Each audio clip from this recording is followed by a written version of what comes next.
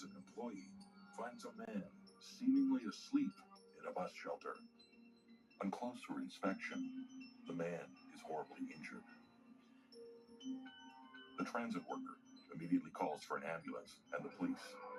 Police showed up and they found lots of bruising in his head, lots of blood on the floor, and what was unusual was his pants had been taken off. At this time, they didn't know whether he had taken his pants off himself or whether somebody else had removed it. That was just unusual. The unknown man was rushed to the hospital as police begin investigating the brutal attack. Until the assailant is found, the city's most vulnerable citizens could be in trouble. Winnipeg is one of the largest cities in Canada.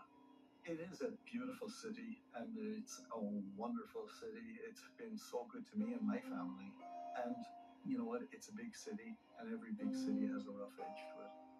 Winnipeg is historically a type of frontier town, and that's where it started off as a trading post, and it just progressed from that.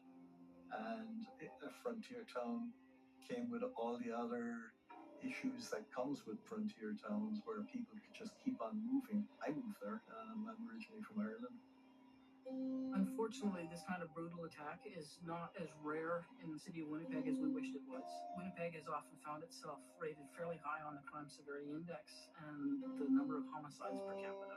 It's got a gang problem. It's got a poverty problem. It's not a police issue to try and solve all these things. There's so many layers that government have got to get in there and provide the proper education and the proper direction to the youth, especially. It was an extremely busy year for homicides as well. Our unit was quite a bit smaller than it is now. We had 14 investigators and 2 supervisors working in the unit, and it was busy all the time. We were supposed to work Monday to Fridays, but we worked around the clock regularly. It was not unusual to work a 15, 20, 30-hour day without a break. The man in the bus shelter is identified as Miles Monius. We were able to identify him through fingerprints. Miles's family were extremely cooperative as much as they could. It didn't sound like Miles had any enemies, any beefs with anybody in the community.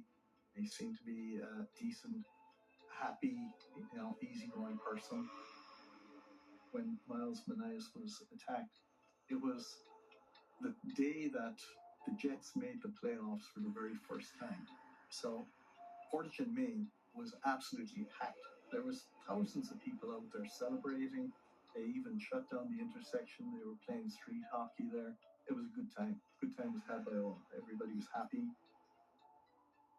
On the morning when Miles Monius is found, there are 4 other people with him in the bus shelter. At that time, Winnipeg Transit would come around and check on the bus shacks, and they found these 5 people in the bus shelter, and they asked them to move. So the 4 people that were still alive got up and moved.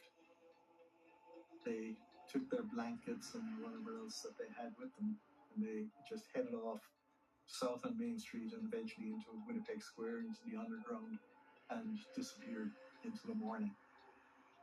But the transit people tried to rouse the man that was still, they thought, sleeping. They found him unresponsive. They found blood around his head, and they realized that this person was most likely the victim of an assault.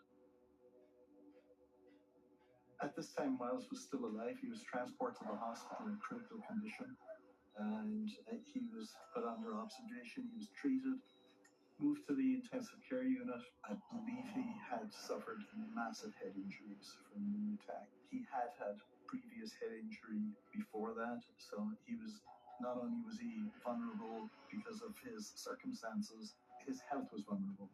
The victim is determined to have a substantial list of injuries, including bruising and swelling to the face and scalp, a large bilateral craniectomy, massive brain swelling, and herniation. all of which point to repeated and severe blood trauma to the head. One of the strange things about Miles Benias, and this is upsetting, but he had footprints on his face from where he was literally stomped. And there was 2 different footprints on his face, which from 2 different types of shoes.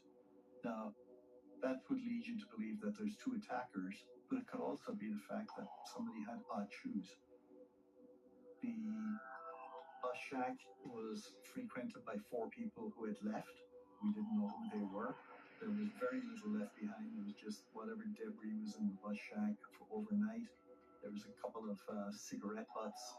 Could they have been there from earlier in the day? Of course they could, but they're just things that you pick up. There's a million fingerprints on the glass of this bus shelter. You take as many as you can and you try and identify them. And you basically work with what you got. The scene, there's very little left behind. The body has been attacked. When investigating a crime that occurred in a public place, there can be a real situation where there's just too much information, too much evidence. You think about how many people walk through a bus shelter every single day. So a broken bottle you might find in a private residence will give you a wealth of information about a crime that happened that's very specific. A broken bottle in a bus shelter or in a public place could have been there for days, weeks even. And it just adds to the complexity of the forensic analysis that needs to be done on all of these pieces of evidence. The Winnipeg Police Service Major Crimes Unit started the investigation, and they gathered as much intelligence and information as they could. There are no witnesses, even though there's thousands of people on the street earlier in the evening. We didn't know exactly what time Miles had been attacked. We went out and gathered as much CCTV video as possible. You do see some shadows coming and going. Unfortunately, it's all from a distance, but nothing that's going to tell you who it is. The closed-circuit television footage is taken from a building that is close by, but not actually meant for surveilling the bus shack. Because of this, while the footage shows the area, the actual crime is barely visible. Still, there is some information to be gleaned. We do see the 4 people coming into the shack at different times during the night. They don't all come together, but they all leave together. So there are 4 persons of interest. The investigation is making headway, but terrible news makes its way back to the Winnipeg police. Miles Monius is unable to survive the horrible injuries he has sustained and dies in hospital. This is no longer about an assault. This is now a murder investigation. And the killer is on the streets.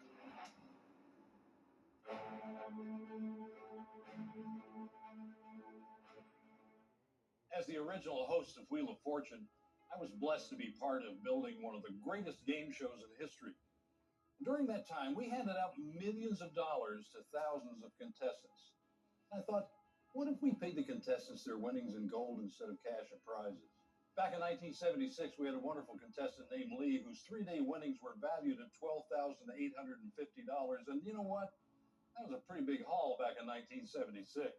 So I wondered, what would have happened if Lee had put $12,850 in cash and then put $12,850 in gold in a safe, just sitting there side by side from 1976 until now?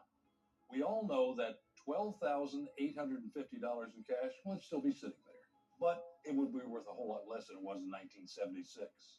But that $12,850 in gold, safely stored away, it's worth $135,000 as of the taping of this commercial. Now that's more than 10 times the original amount. And since the taping of this commercial, the price of gold has increased substantially to more than 15 times the original amount. And that's why I've been putting my money in precious metals for years, and I don't see any reason to stop now. If you would like to learn more about why physical gold should be an important part of your portfolio, simply call to receive the complete guide to buying gold, including facts you should know about making any gold, silver, platinum, or palladium purchase. Call now to also receive our new 2024 Global Gold Forecast Special Report. Inside, you'll find the real issues on why you need to start owning gold today. You can also receive a copy of our new report, Protection in the Risk Zone. With 2 decades in business, over $1 billion in transactions, and more than 500,000 clients worldwide, U.S. Money Reserve is one of the most dependable gold distributors in America. I'm not a doctor. I'm not even in a doctor's office. I'm standing on the streets talking to real people about their heart. How's your heart? My heart's pretty good. You sure? I think so.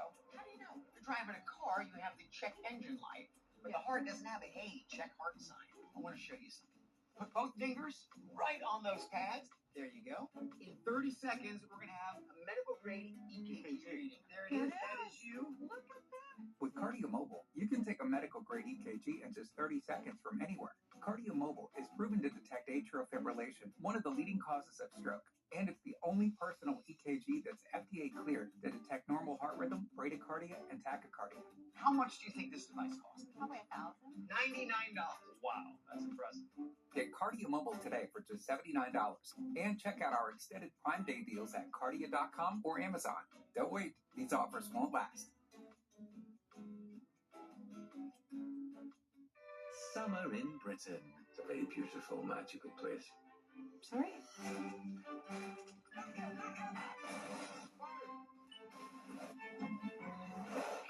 Glorious weather.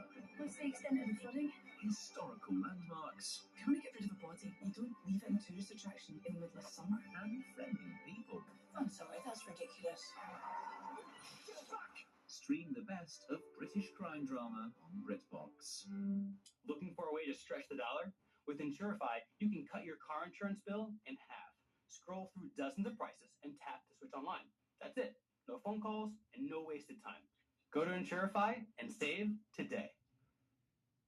At Drive Time, we made this 30-second ad to show all of you and you that in as little as 30 seconds, you can start shopping thousands of cars and customize your payments to fit your budget all on your phone. Now with no hit to your credit when you shop online. Wait, no credit hit. Now when you shop online with DriveTime.com, you can do a lot in a little time. Like I can shop thousands of cars and customize my payments without affecting my credit. Yeah, it's that easy. Ooh, I like this one. No, I like this one. Go to DriveTime.com and do a lot in not a lot of time. Trying on glasses using Warby Parker's virtual try-on is so lifelike, so realistic, that you might not even be able to tell what's real from what's virtual. Yep, it's that good. Virtually try on hundreds of styles in the Warby Parker app.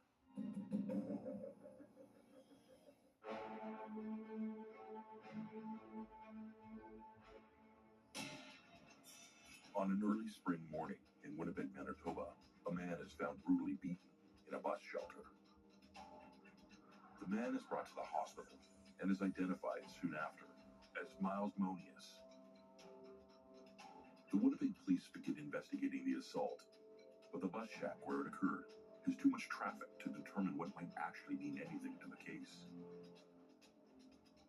Thankfully, a nearby building has a CCTV camera that sees the bus shack. Though the footage isn't clear enough to determine who is responsible, it does reveal 4 people who came into the bus shack throughout the night. Doctors do their best, but Miles eventually succumbs to his injuries and passes away. The investigation is no longer about an assault, but about finding a murderer.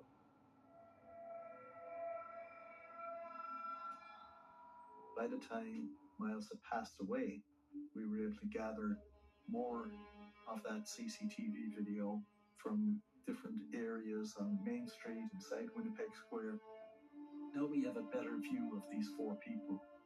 We're going under the point that these probably are involved in Miles's death. I mean, they're the last people who were with him.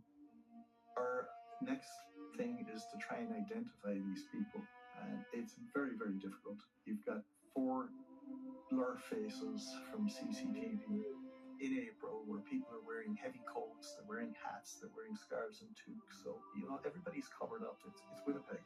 We eventually, after 3 or 4 days, we now have an idea who these people are.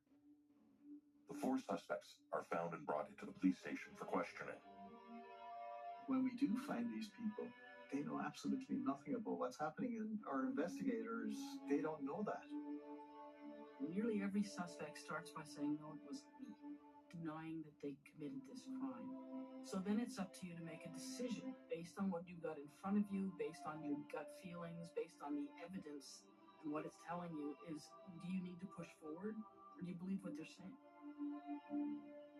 And it's hard to know if they're holding back, if they're lying, or if they're being completely truthful. And it was hours and hours and hours of interview of each of these people before we got nowhere. We were literally spinning our wheels, focusing on these 4 individuals and trying to find out if they weren't involved, they must know who was involved. They must know what happened. But then again, there was the unknown factor of that. We know when these people came into the bus shack, there was thousands of people out in the street. Could it have been one of the revelers from the hockey game? You know, it could very easily happen. It's getting colder by the day. We front-loaded it. We put as much into it as we could at the very beginning. We've tracked down these 4 people. We've interviewed them. We've interviewed their friends. We've interviewed their associates to see if they've made any disclosure about anything. This is an extremely difficult case. But before a breakthrough can come, another murder investigation begins. At 1:45 in the morning, Donald Cullen's body is found behind a parking lot that's under construction, behind a hotel. And the parking lot was almost completed. The construction of this multi-story car park was underway, and it was almost completed and ready to be opened. So I get called at home at 1:20 in the morning. This is on a Saturday morning. I make my way up to this crime scene. It's a violent scene.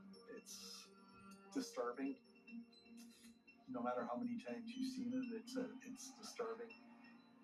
The attack appears to be even more brutal than what happened to Miles Monius.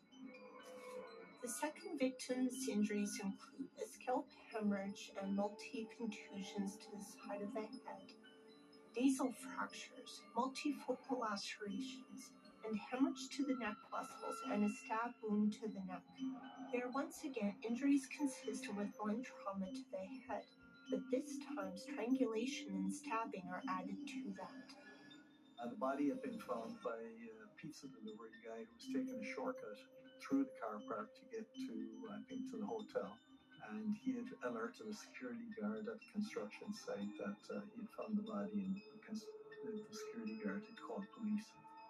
These people, even though they're the first people to find the body, they had nothing to do with it and didn't know anything. He's got an address on Carlton Street. Donald Collins isn't homeless, but he is a very vulnerable person. We find out that he's a ward of the public trustee, which means that he does have extremely vulnerable issues. They have taken over his day-to-day care. There were drag marks on the ground, and there was a belt wrapped around Mr. Collins' neck. He had been beaten badly, and like I say, his clothes had been stripped from him as well. The police interviewed the security guard who called in, but there is very little for their investigation to go on. It's around 6 in the morning now, and I'm starting to think, okay, this guy has been stripped. The guy a week earlier had been stripped, Miles Monius, so maybe, you know, they're both killed in a similar fashion. The belt was different, so, you know, that's a bit of a wild card right now.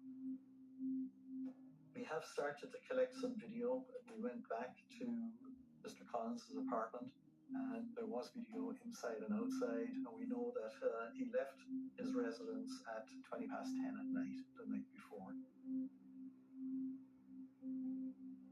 Basically walked around the area, picked up a few cigarette butts, and he's just walking through that downtown area. The next time that we see him on video in front of the liquor store on Ellis and Hargrave, and he's picked up on their outside surveillance video as well at 10:25. We then see him walking across the road, and there's a shadow with him. I say a shadow, there's somebody that's all in black, unrecognizable. It's almost out of video, and we don't know that he's there. Progress is made on the Donald Collins case throughout the day. But by the evening, it is forced to be put on hold when another body is found. We're still on the 25th. It's 10 after 7 actually, and we get notified that another body has been found very, very close to Donald Collins' body, behind 339 Portage Avenue. The third victim was identified as Stoney Bushy. Mr. Bushy was another homeless person. His body was concealed in a construction site behind 339 Portage. It was covered with pallets and plywood, and he had been beaten up pretty bad as well and stomped. The saving grace of this one was that there was a lot of surveillance video in the area. There was video from the Air Canada building, there was video from the APTN building, all in the back area. So we were able to tell it exactly when this attack occurred. And it actually turned out that Stoney Bushy was killed before Donald Collins. The third victim's list of injuries includes severe linear lacerations to the side of the head and multiple fractures to the left side of the head. There are subdural and subarachnoid hemorrhages, a partial fracture of the 7th cervical vertebrae, and pattern stains consistent with possible footprints. Once again, these injuries are consistent with the first victim, but built upon. Another element that all three murders appear to have in common is that the victims' pants have all been removed.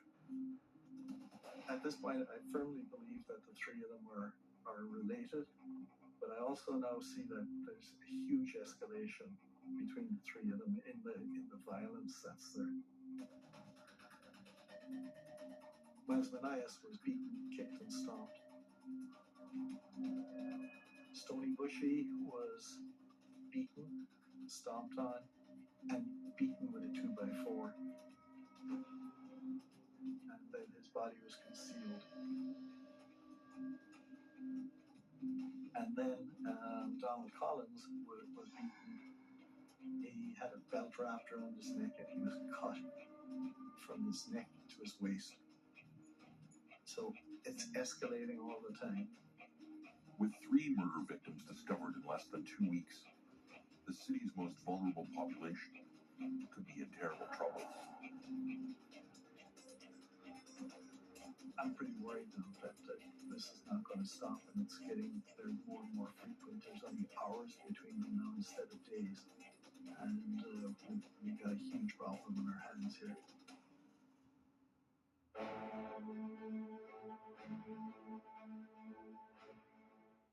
At Consumer Cellular, we pride ourselves in giving you fast, reliable, nationwide coverage at up to half the cost of the leading carriers. But don't worry, we've got more than that going for us.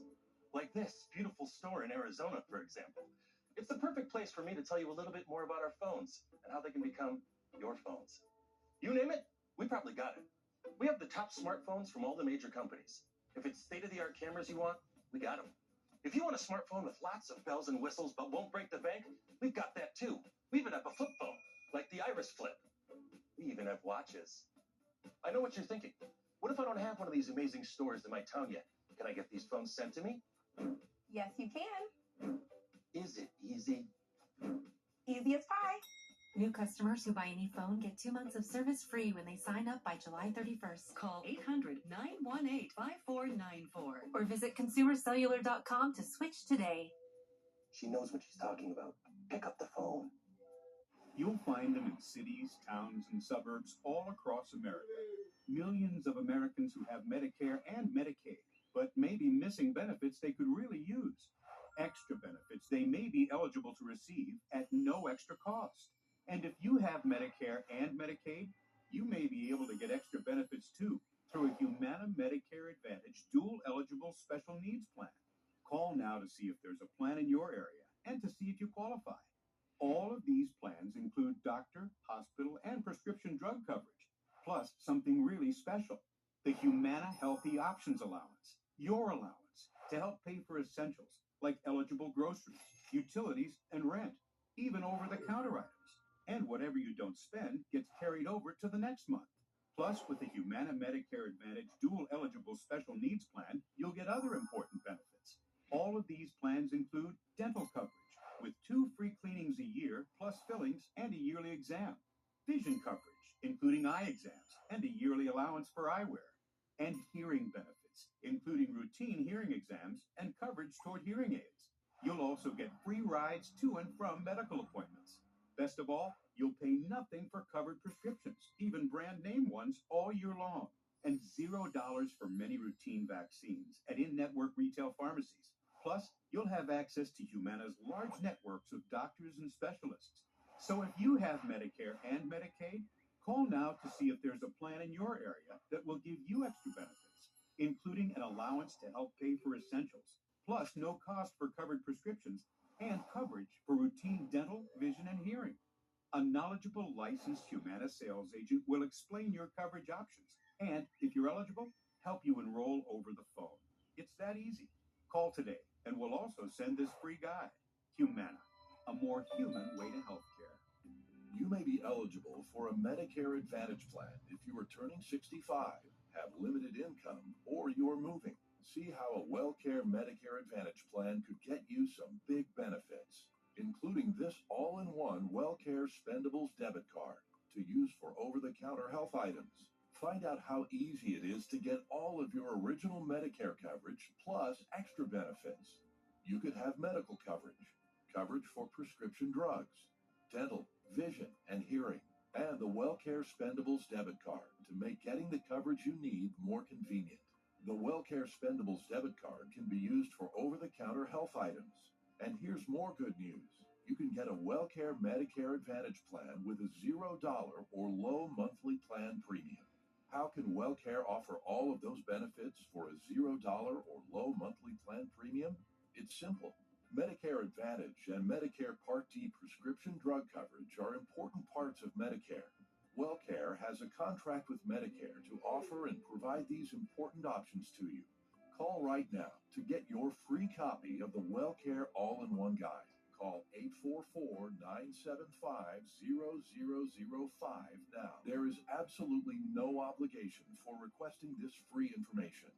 WellCare offers benefits that go beyond the basics, and we make them easy to use so you can support your best health.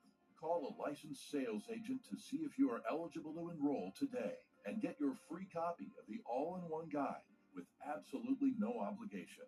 Your free guide will provide information to make a smart choice for your healthcare coverage. Just call 844-975-0005. Remember, there's no obligation for requesting this free information, so call 844-975-0005. Call today. Coming up next on True Crime Network.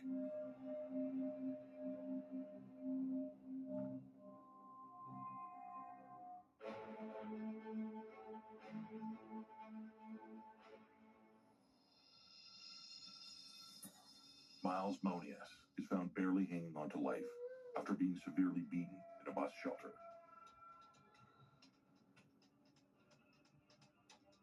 Sadly, while the investigation into the assault is just beginning, Miles dies in the hospital. With CCTV footage revealing 4 possible suspects, the case starts strong. But after each lead runs its course, it looks more and more likely that Miles' murder might never be solved, at least anytime soon. 2 more murder victims are discovered, and the similarities to each other and how Miles was found makes it possible that all 3 attacks could have been committed by the same individual. One of the things we're trying to do is we're trying to see, is there any relationship between these 3 victims? And there doesn't appear to be. So we're looking now at random killings of vulnerable people. It's very disturbing. We've got a lot of vulnerable people in Winnipeg. We've got to, how are we going to protect them from this happening? As with the first 2 murders, the police search for more CCTV footage that may shed any light on Stony Bushy's attack. We got very, very lucky with the CCTV because of the areas where it happened, especially the last 2 homicides, Collins and Bushy. They're unfortunately high crime areas, and a lot of businesses have CCTV for their own security. The business community in that area were phenomenal. It was a weekend, and they brought in people, they downloaded as much video. We told them what we believed we were investigating. We told them we believe we're investigating a serial killer who is out there picking on the most vulnerable people in our society, or homeless people.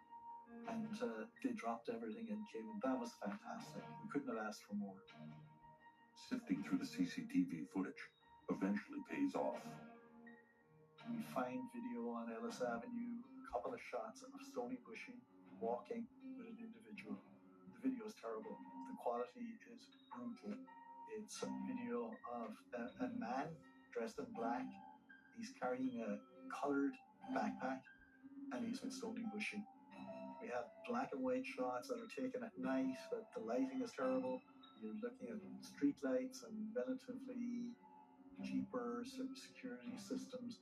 And they're all in place to protect the buildings they're on. They're not there to spy on people. It's just people walk into these shots. One of the better pictures that we have is from the liquor store at Hargrave and Ellis. And we do see Stony Bushy and this individual having a very quick conversation with a security guard who's stationed outside the liquor store, and then walking south towards the Air Canada building and towards where Stony Bushy was killed. The police plan to interview the security guard in hopes that they can help identify their suspect. But when they arrive, they receive a setback. We find out that the security guard, that was his last day at work. He's on a Greyhound bus, and he's heading to Fort McMurray to start a new job. Okay, now what do we do, you know? The police are doing all they can to find their suspect. Every moment wasted could mean another death. The first thing we do is we put together an internal wanted poster and send it out to every single member of the Winnipeg Police Service. This is something that they get in their email. Those that are working, they can look at it. If they come across somebody that looks like this individual, they can detain him and get him to us. If it's somebody else who's off and they happen to open their email and they recognize this person, they will call. We got nothing from that. But getting the word out internally isn't enough, and the police decide it would be best to hold a press conference. All the police can do is wait, hoping someone calls in with information that can be helpful. But every second waiting is another second where the killer is still on the streets. So we had the news conference, and it was within an hour we had name of who this person was. We got calls from people in the city who were involved in social services, who were involved with shelters.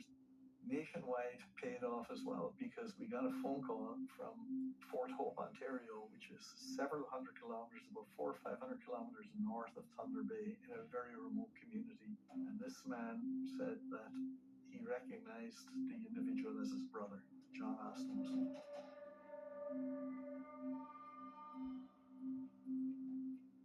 When I put out that bulletin to the media of this blurred picture, that looked like it barely looked anything to me.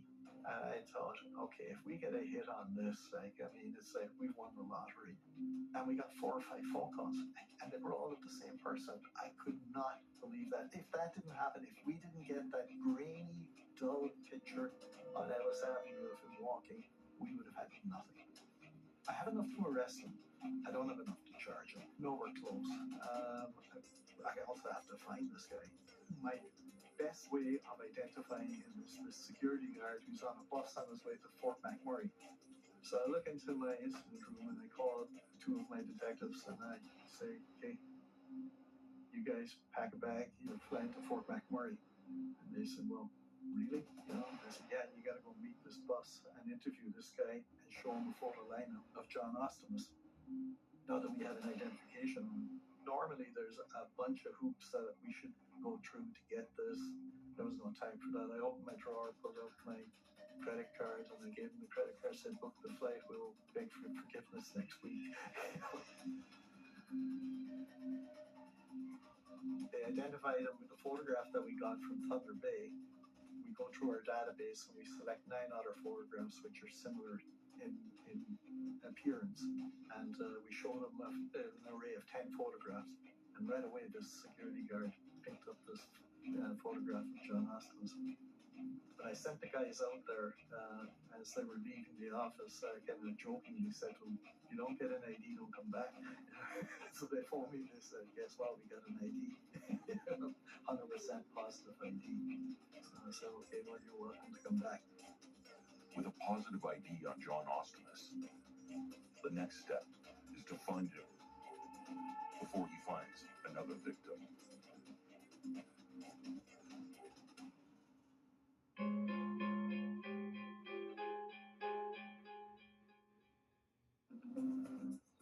I used to think all doctors were the same. Then I switched to Oak Street Health. You see, this isn't your typical doctor's office. Instead of waiting around for me to get sick, they focus on keeping me healthy and feeling good. Hey, still got it. Zion, the sugar, right? And the best part, everyone at Oak Street Health is experienced with people my age. At Oak Street Health, we specialize in caring for older adults like you, with a focus on keeping you healthy. So don't wait. Call today. Zion, we're ready for you. Here people get to know me the old-fashioned way, by listening. This guy takes all the notes, so my doctor is all eyes on me, and I'm never rushed out.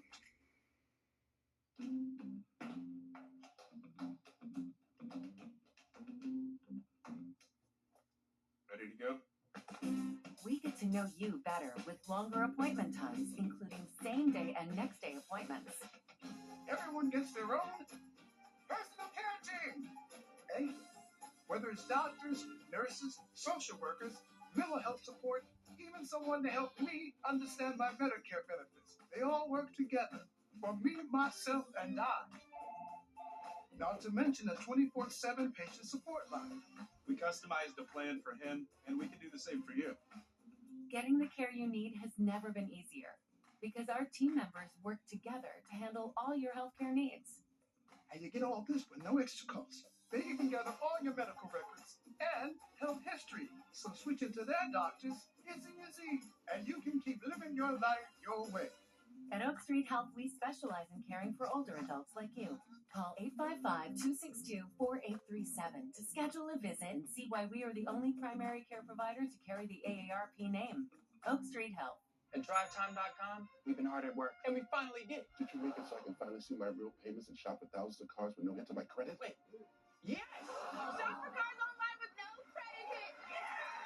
Go to DriveTime.com and get approved with no credit hit. It's lunchtime, and Gary is double booked. Good thing Gary's company uses Otter's AI meeting assistant to take notes and generate a summary. So Gary doesn't miss a meeting and can regain his lunch break. Try now for free. Visit otter.ai or download the app. This is an urgent notice about ovarian cancer. If you or a loved one were recently diagnosed with ovarian cancer after using Johnson & Johnson baby powder products, you may be entitled to a large cash settlement. Plaintiffs' attorneys claim Johnson & Johnson knew their products could cause ovarian cancer, but kept the product on the shelf until 2020. Call Legal Injury Advocates now to see if you qualify. Call 1-800-453-1133 or visit lia.legal. That's 1-800-453-1133. Powerful stories. Case goes cold, but it's never forgotten. Of determined detectives. We need to find out what happened. I'm going to solve this. That got justice against all odds. Almost Unsolved. Next on True Crime Network.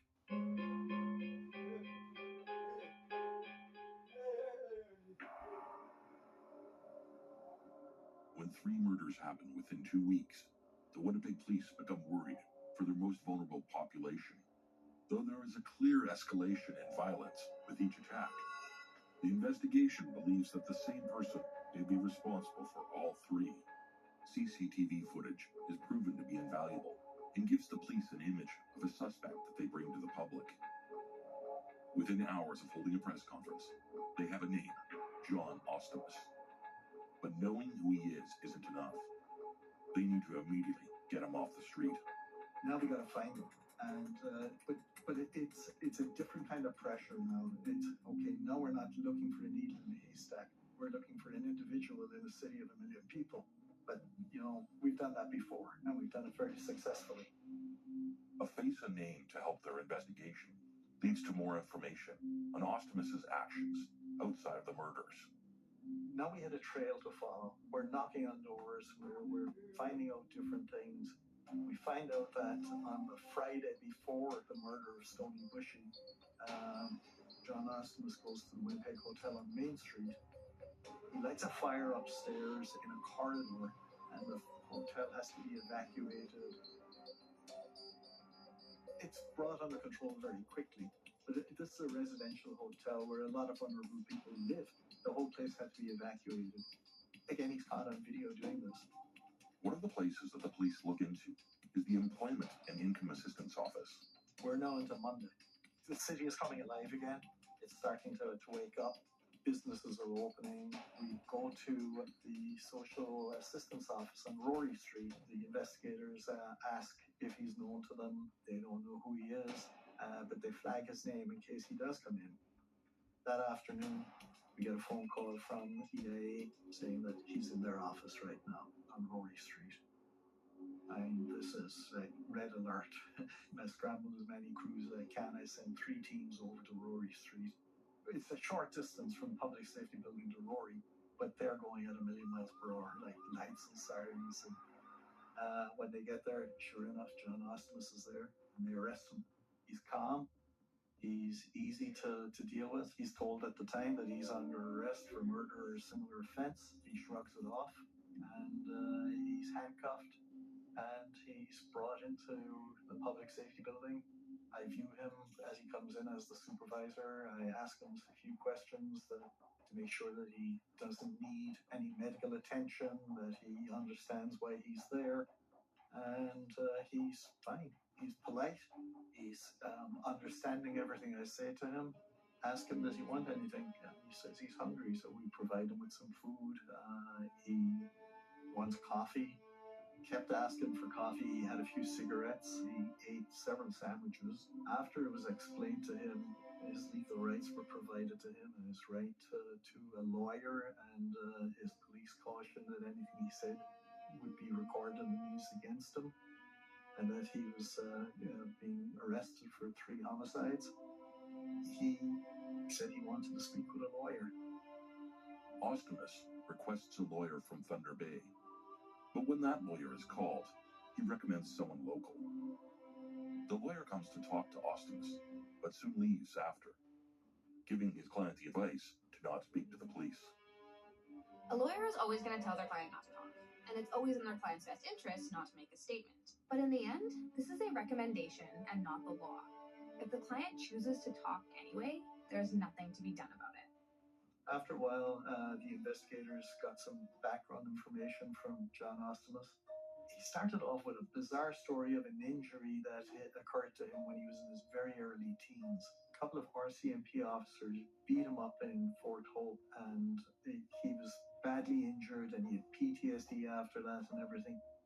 And that didn't sit right with me. That just sounded wrong, because the RCMP haven't policed in Ontario for probably close to 100 years. And it's the OPP. John knows the difference between the OPP and the RCMP. The RCMP is the Royal Canadian Mounted Police. It's a national police service for the country of Canada. The RCMP provides contract policing services to all provinces and territories in the country, with the exception of Ontario and Quebec. Ostimus' story about the RCMP loses even more credibility when the Winnipeg police speak to his brother and learn the event never occurred. He started to talk about he wanted to get to this office chest. And he said, I've actually killed a lot of people. This is where he said, I've killed a lot of people, not just here. He said, I've killed the 3 people here. And now a confirmation from me that he's killed the 3 people, including Miles Manias. But he said he's killed people in New York as well, and in other places. Now I'm thinking, okay, this is rambling of a guy who's trying to build an insanity case or something.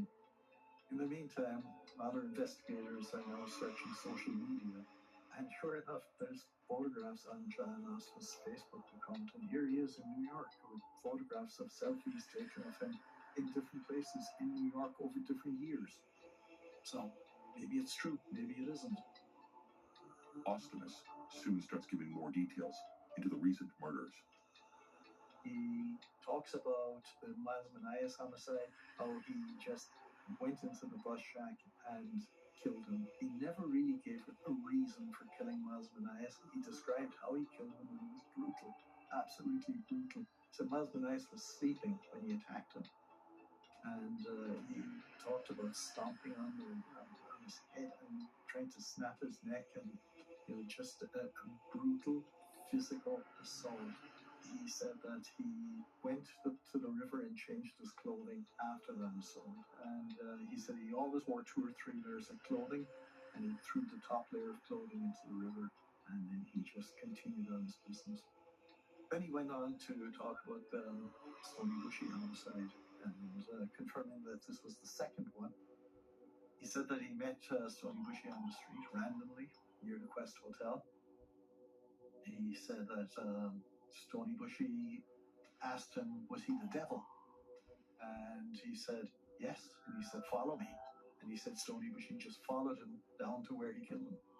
He described in detail the attack on Stony Bushy, which we were able to confirm because we had a lot of it recorded on CCTV, even though it was from a distance. It was brutal. He didn't blink an eye. He didn't show any emotion when he spoke about this.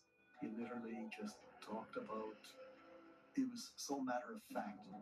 He said after the Stony Bushy homicide, he went to the river and changed his clothes. Then he came back and he found Donald Collins in the same manner. And he said Donald Collins asked him, was he the devil as well? And he said, yes, I am, and follow me.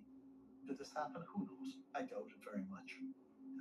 But this is what he was giving us. He led Donald Collins into the corner of this new unoccupied parking lot, and he literally slaughtered him as well. And he had the detail, which was all holdback evidence of the belt around the neck and the cutting. This was something that wasn't known, the stripping of the bodies. It's something that we were able to that we knew that, okay, only the person who was there and did this can have these details. Ostomus claims there is a reason for these attacks, that 3 men raped his girlfriend, and he was out for revenge. We had spoken to the girl, and we actually went out and double-checked on that. Was he provoked into doing this? First of all, our 3 victims never had any contact with this woman ever. She wasn't even like a girlfriend. She was more like an ex and an acquaintance. And again, this was, I think, John's mind reaching for trying to maybe normalize it for himself, even, that he had felt compelled to go and do this. But one thing gnaws at the police. Ostomus speaks of other murders he committed. It could be possible that there are more bodies to be found. Eventually get him to open up about that, and he talks about 2 other murders in Winnipeg going back to the early 2000s. One of them we found, and it wasn't a homicide. It was an extremely severe beating of a homeless individual. The man didn't die, and he survived that beating. However, he died several years after that from an unrelated incident, or from natural causes, actually. The other one John spoke about was, he said it occurred behind the Woodbine Hotel on Main Street. And he said that he had killed another individual several months after the 4th Street one. We never found that. There were similarities to an unsolved homicide in 2007, but it happened near the Northern Hotel.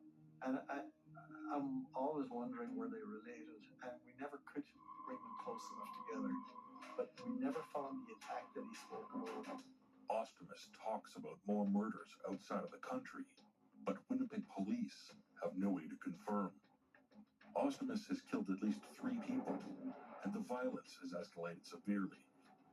He claims to be responsible for many more. One thing police know for sure, this man needs to be taken off the streets.